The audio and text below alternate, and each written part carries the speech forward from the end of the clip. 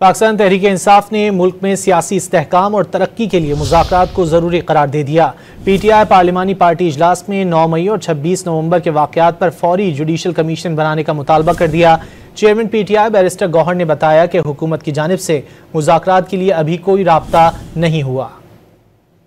पाकिस्तान तहरीक इंसाफ की पार्लिमानी पार्टी का इजलास हुआ, जिसमें बैरिस्टर गौहर, असद कैसर और अली मोहम्मद खान समेत दीगर पार्टी रहनुमाओं ने शिरकत की। इजलास के बाद एलामिया जारी किया गया, जिसमें कहा गया कि PTI मुल्क में सियासी इस्तेहकाम और मुल्क की तरक्की के लिए बातचीत पर तैयार है। मुल्क की तरक्की के लिए मुज़ाकरात से ही मसाइल का हल निकलेगा। बानी तहरीक इंसाफ चाहते हैं कि मुल्क आगे चले और तरक्की करे। पार्लिमानी पार्टी इजलास में मुतालबा किया गया कि तहरीक इंसाफ के MNAs और MPs पर दबाव डालना बंद किया जाए। अरकान पर दबाव और छापों का सिलसिला जारी रहने पर ऐवान में भरपूर एहतजाज का फैसला किया गया। एलामिया के मुताबिक पार्लिमानी पार्टी ने 9 मई और 26 नवंबर के वाकयात पर फौरी जुडिशल कमीशन की तश्कील देने और बानी PTI समेत तमाम सियासी कैदियों की फौरी रिहाई का मुतालबा किया। इजलास के बाद मीडिया से गुफ्तगू में चेयरमैन PTI बैरिस्टर गौहर ने सहाफियों को बताया कि मुज़ाकरात के लिए हुकूमत की जानिब से कोई राब्ता नहीं किया गया। हमारी तरफ से जो कमेटी बनी है उसमें तो है उमर साहब हेड कर रहे हैं, लेकिन अभी तक हुकूमत की तरफ से कोई राबिता नहीं हुआ। आगे देखते हैं क्या होता है।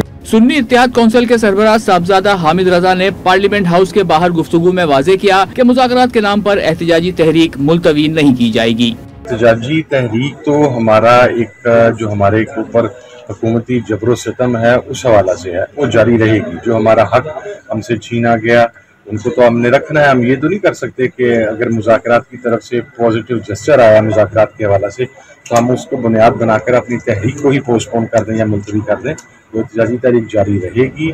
मुज़ाकरात के हवाले से हुकूमत की जानिब से मुस्बत इशारे मिलना शुरू हो गए हैं।